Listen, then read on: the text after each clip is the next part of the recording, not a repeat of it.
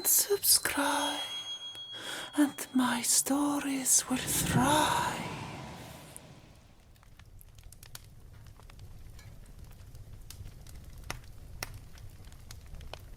Welcome to another video by the Blue Tongues of Hell for some more Hildar Chronicles.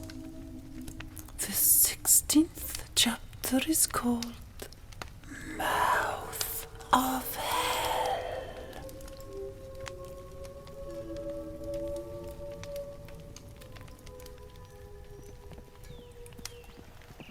Kyoko hung on to Freya's mane as tight as she could, while the horse stormed through Vigrid plains, over Elivargar River's crossing, and into the realm of Helheim. Hilda leapt over bushes and boulders with such playful energy, Kyoko hardly recognized her, besides there being a pale horse. Hilda felt relieved and liberated. Edil wasn't her brother, and King Ogni wasn't her father, just a fool with tunnel vision. She wasn't even really human, and she didn't care. She looked forward to seeing her little Nidhogger again. She would try harder to love him, be less cruel, as Ogni had been. Freya listened to the racing heartbeat of the rider on his back. Her scent was so different to his daughter's, galloping beside him. This ghost whisperer was said to be important, essential. She must survive until his darkness deemed otherwise. Kyoko caught a glimpse of a falling star and felt a pang in her chest. Asmund. Hilda, cried Kyoko. I think something bad has happened to Edil and Asmund. Freyr and Hilda slowed down and rested near Helheim's graveyard. Hilda shifted lissomely into her slender figure and asked for an explanation. Kyoko couldn't give her one. It's just a terrible feeling I have. I would trust her instinct if I were you, Dottir. The ghost whisperer sees more than meets the eye. Hilda stared at Kyoko and saw how candidly sincere she was. Do you think he's in danger, Freya? Must we run to the thrones of the gods? I think so, Hilda. Then we ride west. Kyoko didn't argue with the Huldras, but she did have more concern about the safety of the twins than Hilda did for her weird little one. She had to trust Estrid, King Jarl's sister, to take care of them while she rode to Asmund's rescue. Kyoko touched her abdomen and hoped for the best. Helheim's graveyard inhabitants whistled and moaned as they twirled round the departing horses. Beneath the tallest of the Nibelungen mountains, Edil knelt in firelit darkness at the mercy of Refr, one of many drogs enslaved by Icto-Ixin. Nearly all the drogs were burning or dead and Desmond pitifully crawled away with one arm from the charred creatures that were scattered around Voluspa. She was still grinding limbs in her smouldering dragon jaws and wasn't at all distracted by the sudden obscurity. While the scraggy dragon trampled her victims, the walls emitted a weak flutter of carmine light. A rapid clicking and a crescendo of strange wheezing drowned the sound of the sizzling corpses. Voluspa flapped her wings, and a dim red light soaked the hall of the 9 gods. Ictus saw Voluspa devouring drogs, and he knew he had to press the kill switch if he was going to make it out alive. The backup generator kicked in a bit slowly, said Ictus, gazing at his palm, flickering with prisms of regenerating light. Don't you think so, my pet draw? Rever didn't wait for his occult keeper to finish another insult. He spun and swished his right arm with lightning speed. Ictus' left hand clapped the slate floor, and the auroras of light surrounding it died away. Ictus' bloodshot eyes stared at his bleeding stump. He couldn't believe it. How did they break free? Had the outdated 909 missed a crucial detail? That lazy bot needs shredding. Time for 9010. First, we gotta run. Did you mind read that, master? Asked Rever, licking his bloody claws. Ictus didn't have time to reply or flee as the other drogs circled around and cut him to shreds. Edil ran to pick up the bag of hidden treasures and dragged Desmond away towards the tunnel where the drogs had come from. Voluspa beat her wings and flew over them toward the screaming Ictus being torn apart by drogs. Flames unrolled towards them, and the drogs spread out. Some were caught in the fire, some were trapped in Voluspa's clawed wings. But there was someone who had zero chance of escaping. Ictus Ixin, who lost the upper half of his 1009-year-old body.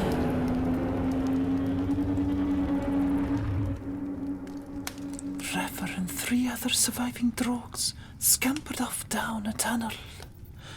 Voluspa felt rejuvenated and didn't try to stop a rapturous onslaught. She flew after the pack of drogs and squeezed through an opening between 2 giant statues of slate. Edil heard the howls not far back and ran faster with Desmond slung over his shoulder.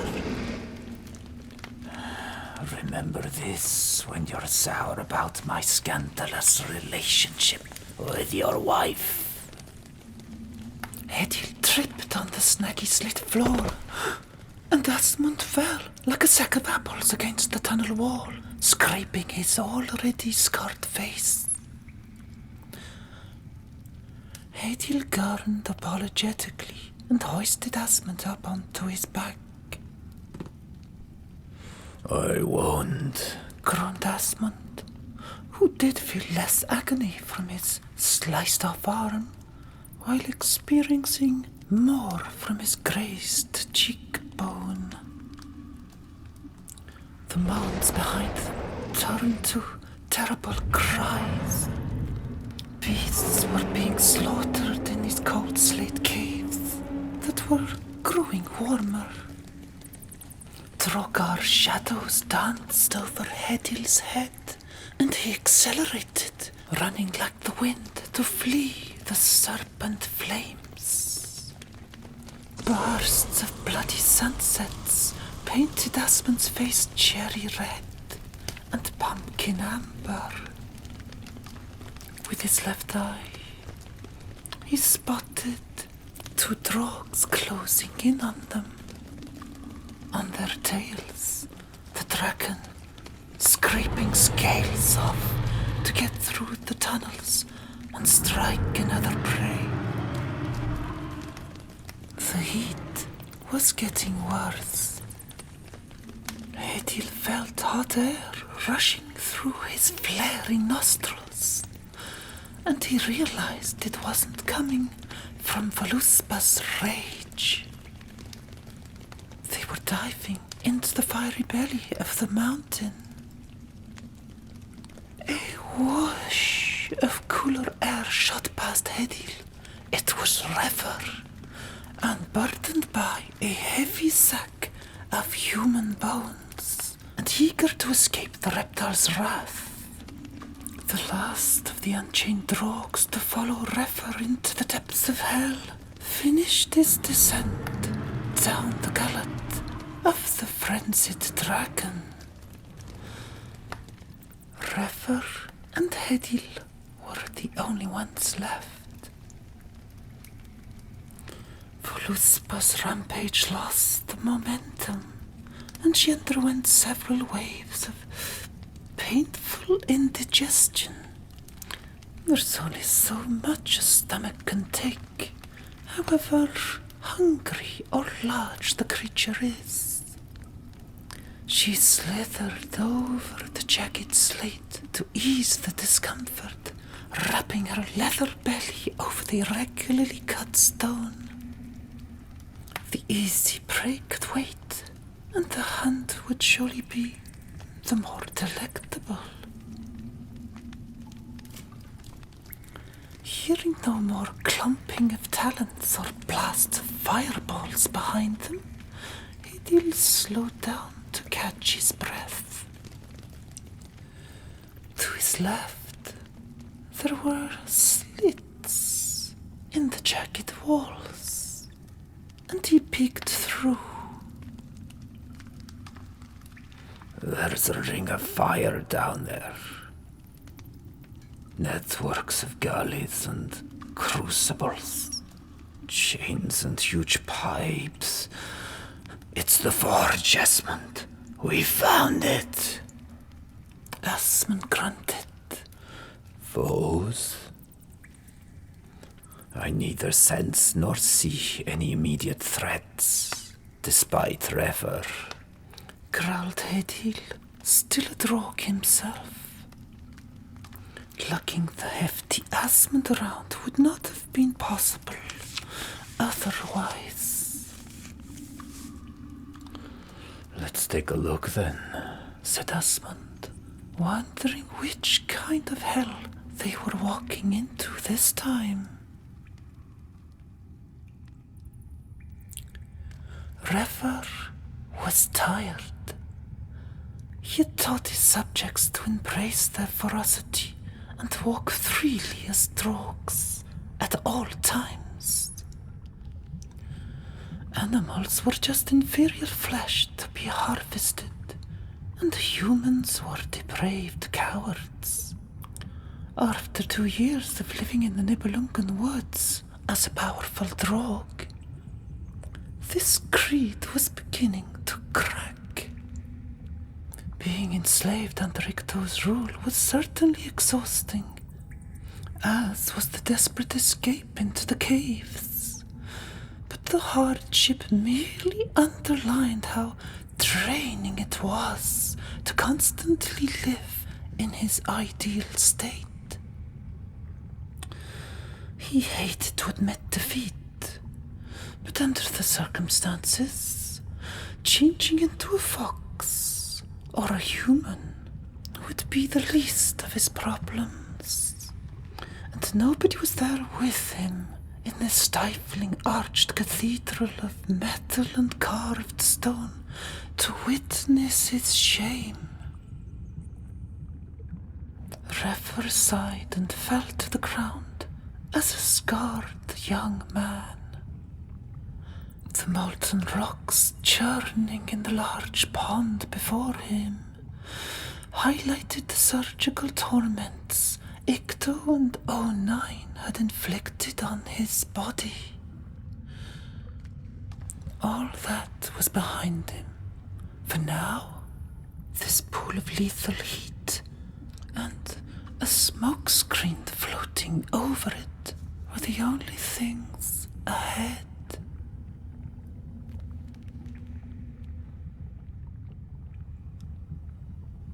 Staring into the illuminated cloud of ochre smoke, he noticed a shimmering ripple. It could have been the intense waves of heat that felt like they were cooking him alive. The following vision told a different story. A woman appeared on the wavery screen. She was riding a fjord horse, while another smaller one galloped behind. From the top of a flight of steep steps, Asmund cried out, It's Kyoko!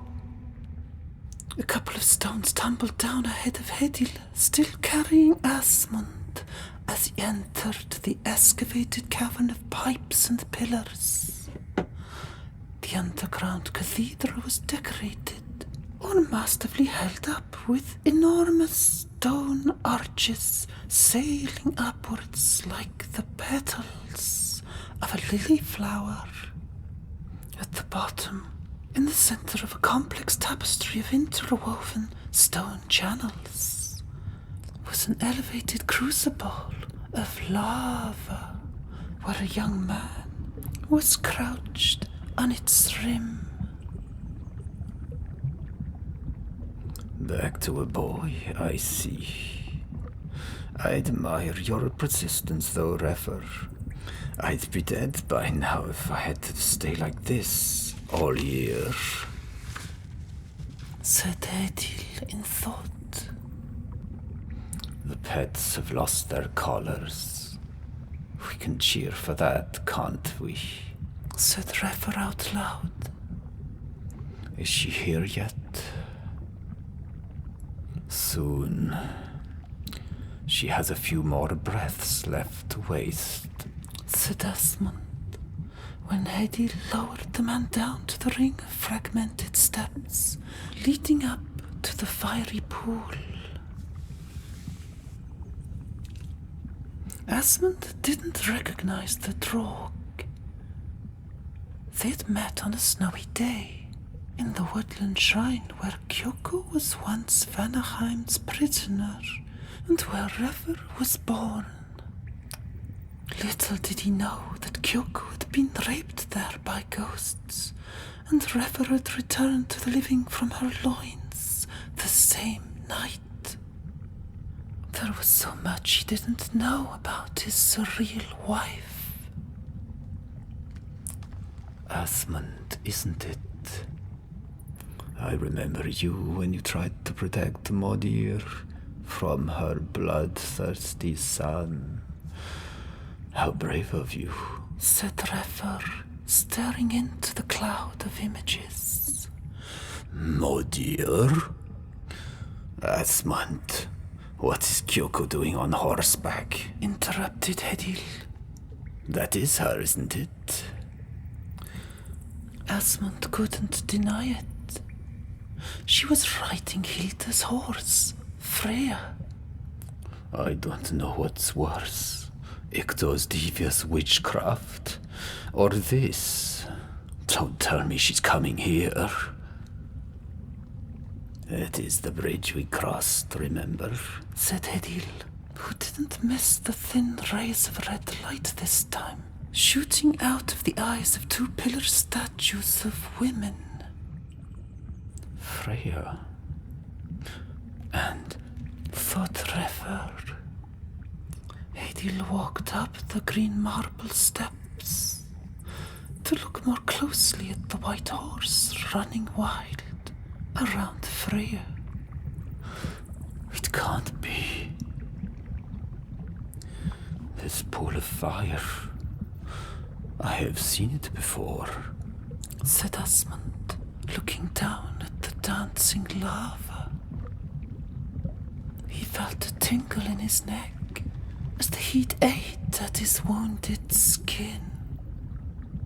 In the coils of molten rock, he saw his younger father push Hildar into the flames.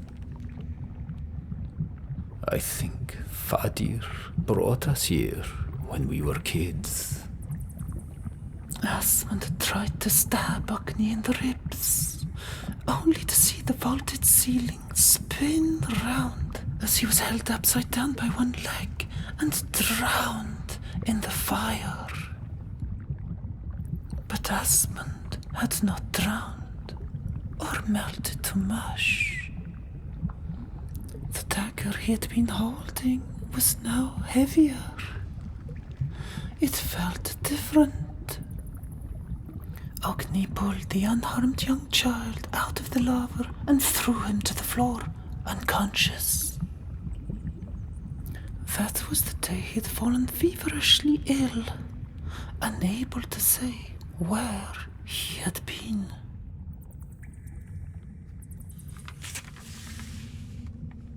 The next day, Hilda had shown up near the woods. Fadir found the Dainsleif here. Asmund gazed away from the memories fading in the glowing pond and watched Kyoko on horseback gripping onto Freyr's mane. Beyond the cloud of smoke, he noticed a twinkle of pale light in one of the forge's slit windows. Watch out! Yelled Asmund as an arrow of lightning bolted towards Hedil. Asmund's warning was enough to spark Hedil's drog instincts into action. He swiveled his torso and avoided the silver ray plummeting behind him into the lava that belched putrid orange gas with irreverence.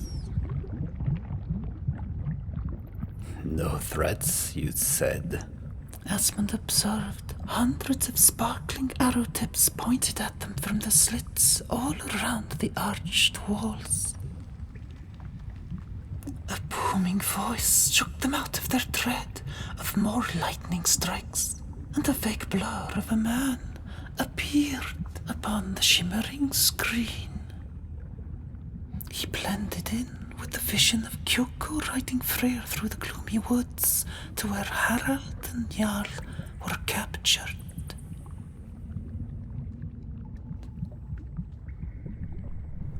Welcome back to the mouth of hell, son of Ogni. You come empty-handed. Asmund and Hedil were in shock. Was this Odin in person? They fell to their knees in awe.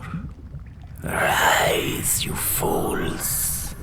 A woeful maiden will soon pass the gates of the Nine, only to fall into the jaws of the Needhogger. Do not let her die, or you will.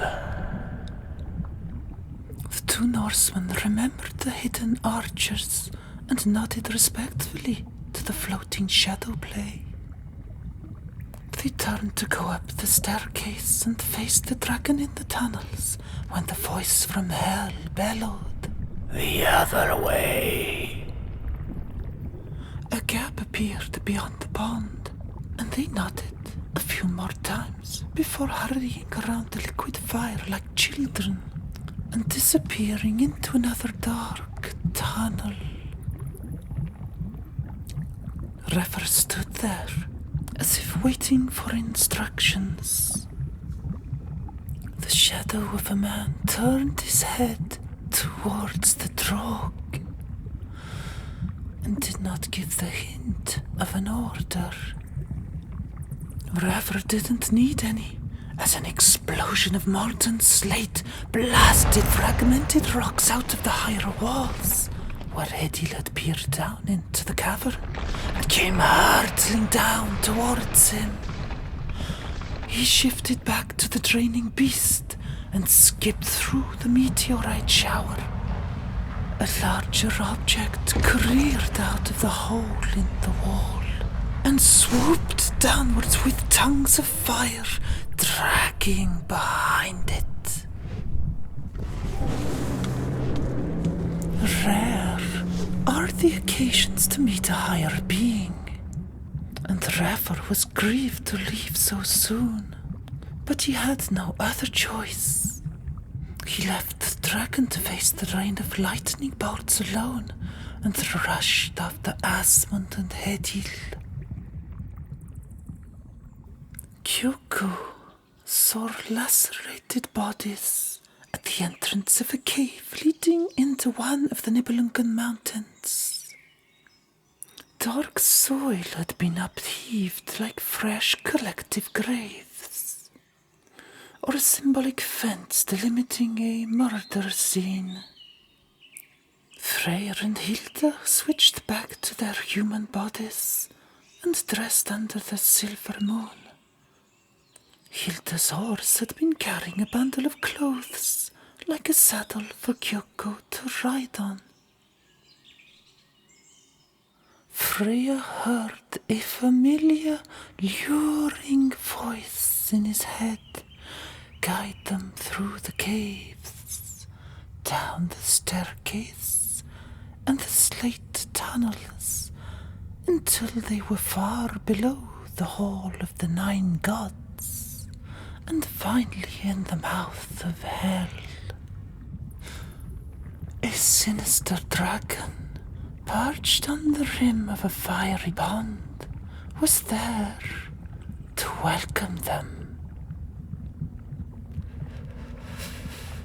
Hilda shivered, and her heart ached when she thought of her child she abandoned to her enemies of Helheim.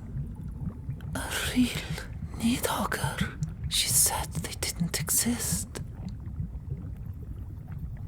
I said that there wasn't a Nidhogger in the depths of the Howling Cauldron, said an old woman with long blonde hair covering her wizened skin. I didn't lie to you, child of Skegeld and Freya. Hilda was bewildered. The blue flames hadn't warned her. Neither Freyr nor Sune had told her, and yet here she was again, Voluspa of Nebelwood, the dragon that cleansed the island of all sin. The grandmother she never had, who saved her from despair and boredom, who let her play her games and twist her people's will. Withholding information isn't far from a lie, is it? The truth can be painful poison and requires to be dealt parsimoniously with deft hands, said Voluspa from the other side of the lava pool. Her body wavered like the blank cloud above them. Our claws, replied Hilda, inviting Kyoko to follow her up the marble steps. Voluspa's eyes flickered when she saw the dark-haired woman from the east. The girl who Hilda's brother had fished out of the deadly northern sea. The witch who survived the Order's orchestrated attack of a Jormungandr sea monster and guided the Blade of Gold safely back home to Vanaheim. The evil eye who seduced two princes and meddled with Hilda's sanity. The paranormal demon who defeated the dragon's might and sent her to her doom in Nibelungen's dungeons. Voluspa's visions had foreseen devastating change wherever a dark-haired raven spread her terror. She stared into Kyoko's weary eyes and saw only kindness and the desire to protect the life beating in her loins. Then she turned to Hilda, the daughter of two Huldras. Her one-eyed stare was grim with traces of grey tears. Her hair was different. Long blades of slate carved out of the mouth of hell itself. Your Vadir wasn't a kind man, was he, Hilda? Do you remember the first time he tried to kill you? On the Firecrest, non-monarch of the Howling Cauldron? Not that time, little Norn. The first time, said Voluspa, peering over the edge of the pool. Freya didn't like the old dragon's tone. He discreetly walked up the steps to join his daughter and watch over her. I don't know what you're referring to. Hilda heard a voice in her mind that asked her to step aside. Skegard might have forgiven me for everything, had she known how I saved you from the Black Waters. You were standing exactly there, pale raven. And the king, who wasn't your real father, decided you didn't deserve to live. He must have felt you weren't his child and didn't flinch when he cast you away into the flames. Just another virgin for Thor. Hilda didn't remember, but a flurry of memories flooded her mind of when Ogni had looked at her with concealed spite or outright disgust. I thought you loved me, Vadir. Poor child. I was there for you when the foul man who raped your mother was the only person left to raise you in Vanaheim. Eleanor and Asmund were lost in their own torments. And after all your troubles, you named your child after me. Freyr heard a voice urging him forwards. Push her into the well. Push her. Do it. You were an interesting tutor, Dragon of the Howling Cauldron. You poisoned me long enough with falsehood, dreams, and limey nausea. And tonight, I see you clearly, weak, old woman. Push her. Push her into the well. Hilda heard the same chilling demands from the bubbling lava and winked to Freya. Her father placed an arm around Kyoko's waist and slowly nudged her forwards.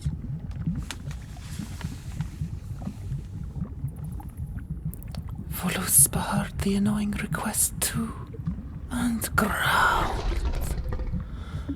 Damn you, Thor! You were the one who took my Cassandrina from me, weren't you? You've done enough damage as it is. Leave her alone.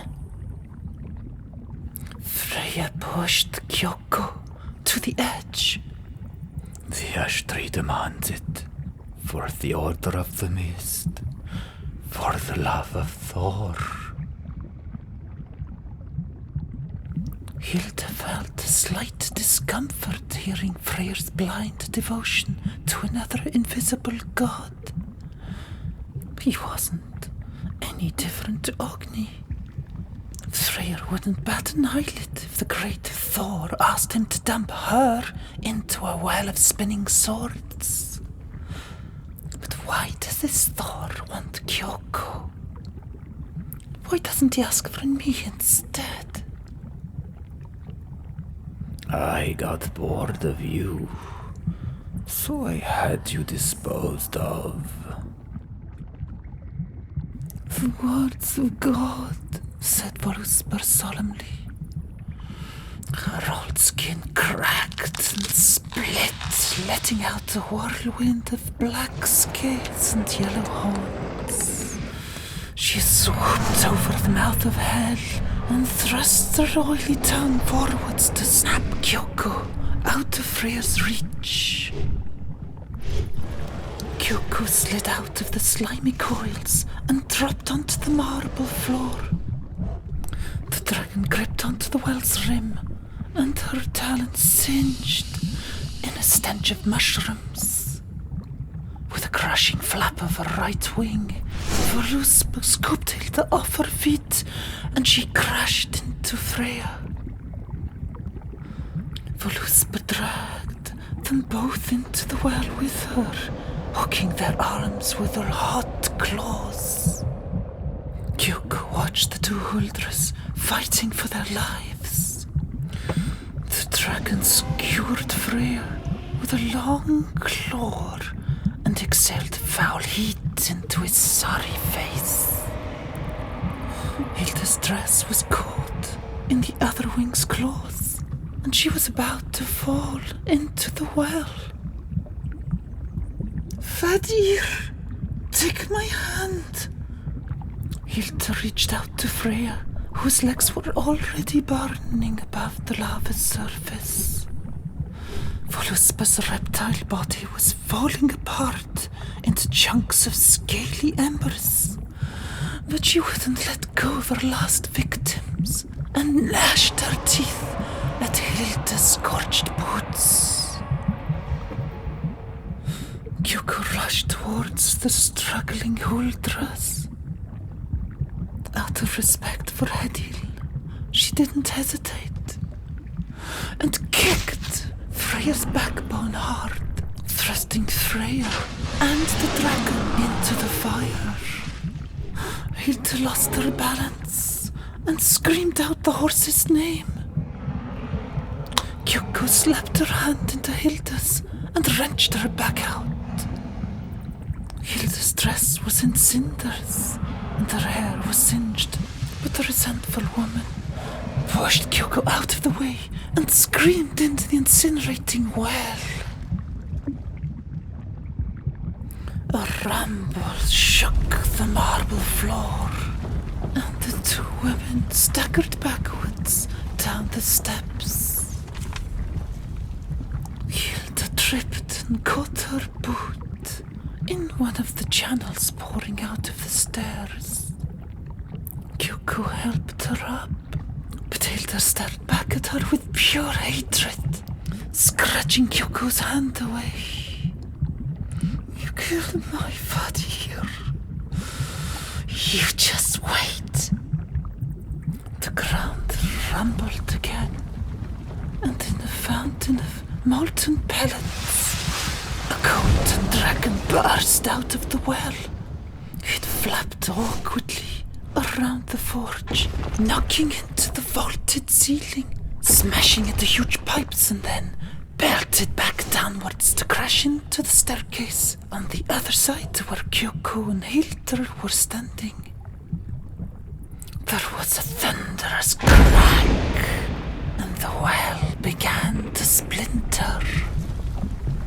lava tore through the cracks and oozed down the steps and slowly flooded the forge. Kyoko saw a way out. The arches and pipes around her sank and crumbled into the annihilating lava. Hilda ran in the opposite direction without turning back. Kyoko clambered over fallen debris and nauseous pipes bleeding black liquid and tried to reach a tunnel's entrance. A whirlpool of lava had now destroyed all the forge's main pillars, and the mountain felt like it was caving in. Kyoko grimaced to a pain in her womb. I will make it out of here, little Nichi. Your father needs us. Hilda disappeared behind the mounds of burning slabs. The staircase upwards was gone. The tunnel Kyoko was aiming for was out of reach. A stream of lava had barred the route, and she would never make the jump. Kyoko thought of her parents, of her Huchi, of Asmund, and of Hedil, and burst into tears. I'm sorry, little Nichi. I'm so sorry. A raindrop fell from the cracked ceiling. It vanished before it could touch Kyoko's forehead, and then another one followed, and the waterfall came crashing down with shards of slate splashing over the molten rock. Steam hissed throughout the forge, and obsidian teeth glided out of the mist. The rumbling subsided, and Kyoko hurried through the mist, over the slippery, worn black rocks, and into the tunnel. You won't believe me when I tell you what happened, thought Kyoko, holding her belly as she ran up the slate path. I know you were close. Hedil. Kyoko didn't even realize she hadn't said Asmund's name. See you next time for chapter 17 of the Hildar Chronicle.